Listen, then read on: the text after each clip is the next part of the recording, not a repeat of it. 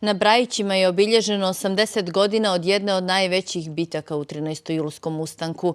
18. jula 1941. ustanici su napali italijansku motorizovanu kolonu i nanijeli joj velike gubitke.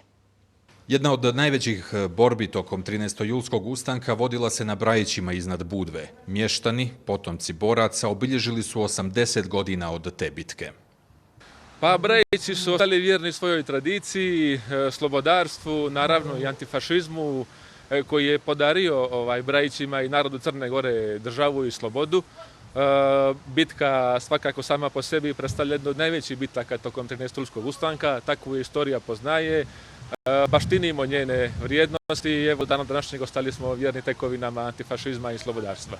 Prema italijanskoj dokumentaciji, u bici na Brajićima izgubili su 12 kamiona, 14 mitraljeza, 2 minobacača i tenk. U bici na Brajićima ukupno je učestvovalo oko 140 ustanika. Tu je uništen kompletan italijanski bataljon i Crna Gora je prvi put u Narodnooslobodilačkom ratu u čitavoj zemlji Jugoslaviji zarobila prvi tenk u bici na Brajićima. I za predstavnike Budvanske opštine ovaj dan ima poseban značaj.